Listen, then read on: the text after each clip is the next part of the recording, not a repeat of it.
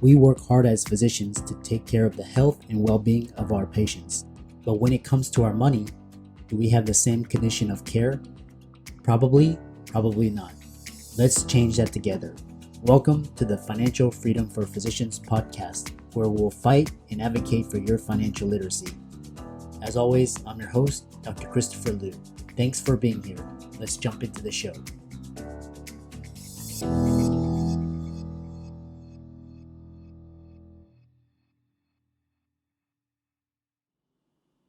Hey guys, I want to welcome you guys to the Financial Freedom for Physicians podcast. We've got a great episode this week. Before we begin, please hit the subscribe button as well as the notifications bell, and be sure to like, comment, and share if you like this episode. And we'll get into this week's sponsor and show. Today's episode is sponsored by Dr. Heather Fork of Doctors Crossing. Dr. Heather Fork is a retired dermatologist based out of Austin, Texas, and she is a career coach and strategist and the founder of the Doctors Crossing. She's come out with this new course called LinkedIn Networking for Physicians. The significance of this course is that in today's hyper-competitive, hyper-dynamic, ever-changing economy, success is all about information, speed, access, networks, and execution speed. So part of your success in today's economy relies on a strong network of collaborators, partners, and acquaintances who can help you accomplish your goals a lot faster and more efficiently. So if you're operating under the mantra of doing it alone or doing it all by yourself, there are better, faster, easier, and more efficient ways to get things done today. You can save a lot of time, energy, and money by learning how to leverage social media to network online. Dr. Heather Fork's course is a brand new course designed to teach you step-by-step how to efficiently network using online LinkedIn social media networking tools, tactics, and strategies. She's been a pioneer in the field of physician counseling, physician burnout, career transitions, and physician coaching. Her course is a 6-module course with 22 videos where you can learn at your own pace, on demand, and teach you how to strategically use LinkedIn to your advantage. It also has a bonus PDF guide, how to rock your informational interviews. So if you're interested, you can check out the course in the link in the show notes below. Also, as a special bonus, you can also check out Dr. Fork's Carpe Diem resume kit that when purchased with the LinkedIn course, you get a 23% discount. Or if you want to purchase separately, you can click on the link in the show notes below as well. So thanks for listening, and on to the show. So welcome everybody to this week's podcast episode for the Financial Freedom for Physicians podcast. And we want to wish you happy holidays. As usual, we tout 4 types of freedom. The first is financial. Second is emotional, time, and location freedom. And my personal mission is to empower early career, high income earning professionals to achieve financial freedom so that they can work when they want to and work on their own terms. So today we have a special guest, Travis Hornsby. He's the founder and CEO of Student Loan Planner, and we'll introduce him and we'll go from there. So, hey, Travis, welcome. How are you doing today? Doing great, Chris. Excited to be here. Yeah, I'm so glad that your team reached out to me, and like I said, I'm trying to introduce novel services, products, guests, ideas to the my followers, which are mostly physicians. And so let's get started with talk a little bit about you, yourself, what Student Loan Planner is, and how you got started. Well, I'm kind of a weird nerd. Like I was a bond trader back in my former life. Then I met my wife, who's a physician, and she got really screwed over with the public service loan forgiveness program. Like she got really bad advice, lost about $200,000 getting the wrong advice on her student loans. And with my bond trading skills, Chris, I said, I struggle to get an extra 0.1% of return for our bond funds, but it's really easy to save hundreds of thousands of dollars with people like my wife who have a lot of student loan debt that are getting bad advice. So I saw a bigger opportunity there. And the tools that I built with the Excel skills that I learned doing bond trading kind of went viral. And that's what kind of caused a ton of people to reach out and ask for help managing their student loans And when I say managing their student loans, I'm talking about like, 100K and up student loans, right? It's pretty straightforward. If you have 30,000, you need to pay it back. But physicians have all kinds of opportunities available to them, a lot of which they're not even aware of. And that's what we've done with Student Loan Planner. So it started out just me, and now we've got six consultants, CFP, CFA type consultants, and we're adding 3 more for 2022. So we've advised about 1.7 billion of student loans, which makes us the largest provider of student loan advice in the country. Awesome. Sounds like a really looks like you went from a more career driven to more mission driven purpose. And it looks like your experience with trading and finance really helped you. So we all know that student loans are a really big problem in today's society. It costs so much to go to undergraduate and professional school. And so tell us what types of clients does your firm service? I would say maybe about 15% or 20% of the clients are physicians. Maybe another 15-20% are each are dentists, veterinarians, lawyers, nurse practitioners, chiropractors, basically any professional, degree required occupation is someone that we've made hundreds of plans for. Physicians, I think we made about 1,000 plans for. So there's all kinds of opportunities, right, for physicians. Chris, I think you are a big time real estate investor. Is that correct? Yes. Yeah. Invest in real estate. Yes. So you're familiar, obviously, with the professional real estate investor status, right? Yes. Yeah. So here's like just one kind of idea, right, for your listeners. So say that your listener is going for public service loan forgiveness and they're interested in real estate investing. So, if you are fixing up and flipping houses, if you have a spouse who's a professional real estate investor status, who's got that status, then you can write off those paper losses against active income, right? Mm-hmm. And public service loan forgiveness is 10% of your income, right? Mm-hmm. So if you can get that taxable income down lower, you could be heavily involved in investing in real estate. Your spouse is the one that maintains that professional real estate investor status, and you've saved yourself tens of thousands of dollars, maybe even per year, on your student loan payments that will eventually be forgiven because of the public service loan forgiveness program. So that's just like one more niche specific loophole. Mm-hmm. And there's a gazillion loopholes. And my experience is physicians have some of the most complicated options when it comes to student loans, right? I think some people think it's as easy as just put it on the revised pay-as-you-earn program, which is this program, you pay 10% of your income and get a little bit of an interest subsidy, and then that's all you have to do. But there's so many options for people to save so much money and accelerate their path to financial independence rapidly. Mm-hmm. Yeah, that's a really good tip. What's interesting is, I graduated from medical school 2007. They didn't have any of this income-based program. They didn't have public student loan forgiveness, none of that. And what was interesting was we got no advice on financial advice until the final month of medical school before we were graduating. We had an individual talk about, the number one thing that all medical students were doing at the time was consolidating their student loans so they can lock in a low interest rate. So looks like the field has greatly expanded. So I know for a lot of listeners, can you explain all the different, I know there's income-based, there's public student loan forgiveness, and, I understand that the options are expanding. So, give us a, brief background and where the field is going. Well, let me start out with people like you that went to medical school, or, when you went to medical school. So there's this public service loan forgiveness program, right? Yeah. Public service loan forgiveness, you have to pay for 10 years while working full-time at a nonprofit or government employer on an income-driven repayment plan. So those income-driven repayment plans for things like income-based repayment, pay-as-you-earn, revised pay-as-you-earn are 3 examples of that. The opportunity that exists for peers of yours, Chris, that you went to medical school with, is there's a lot of 40-something-year-old physicians that had those loans, from before 2010 that are not qualifying for public service loan forgiveness, right? Mm-hmm. Well, President Biden passed a limited time waiver called the Pslf Waiver due to the pandemic. He did this October 2021. It's good until October of 2022. And what it does is allows old loans to qualify if you were employed at a qualifying employer.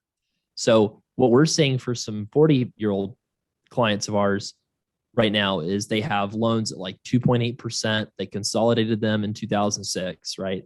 They've been working at an academic medical center and making payments on like a 30-year extended type of plan.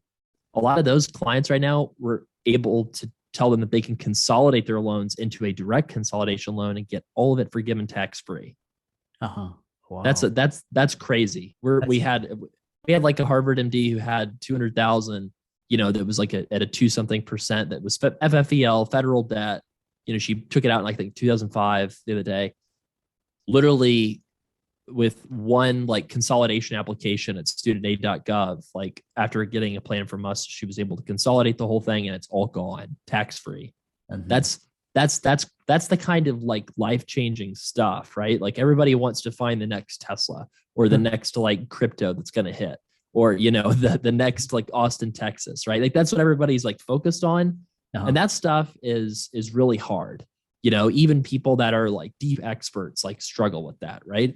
Whereas with student loans, like I think, it's fair to say, I think we're either one of the most or the most like knowledgeable about student loans in the country because of the number of plans that we've done. So there's like opportunities like this, not for everybody, but there's opportunities like this where like a random, person that has 200,000 of debt could have it all forgiven tax-free. And they literally have to do one thing.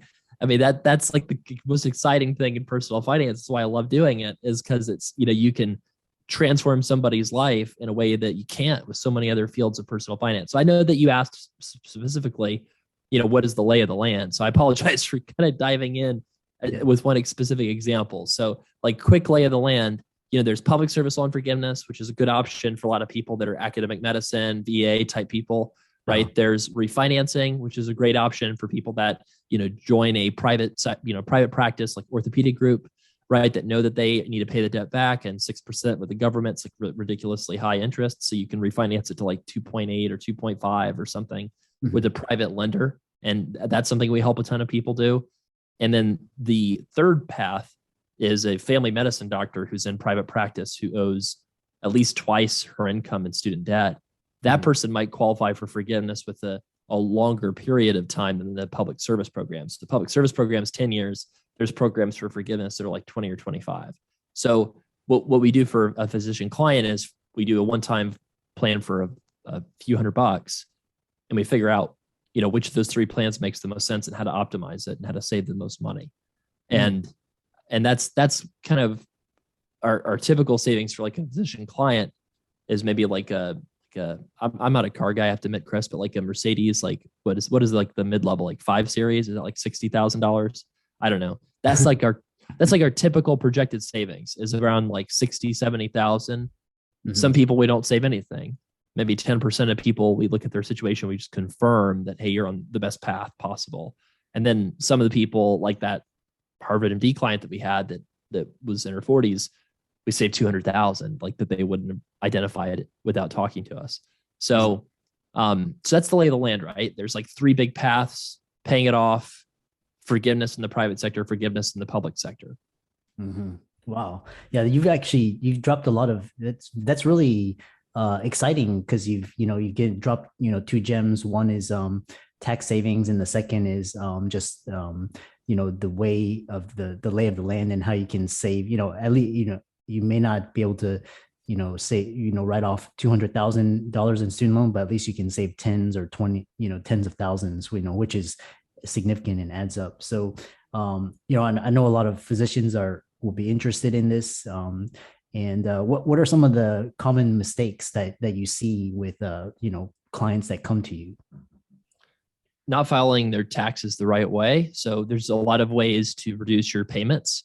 So if you file jointly, you're basically going to be paying 10% of your household income. Some cases you can file separately and exclude your spouse from the payment. There's a lot of loopholes surrounding that in terms of what state you live in. There might be specific rules. Sometimes we're able to get people significantly lower payments if they live in Texas or California because of like nuances in the tax code there.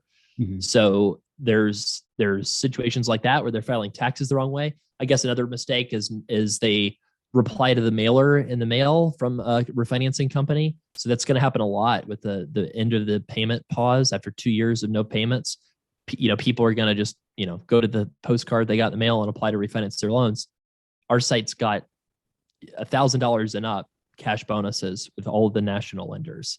So studentloanplanner.com's got the best bonuses for anywhere really, and that doesn't affect the interest rate. So I guess that's a mistake. I guess people miss out, on $1,000 when they're refinancing. And then other mistakes would just be, let's see, maybe not realizing that they're actually a forgiveness candidate instead of a payoff candidate. I see that a lot because there's this attitude in the medical community that, hey, you got to do PSLF or you got to pay it back. And that's the only two paths. And that's actually not true.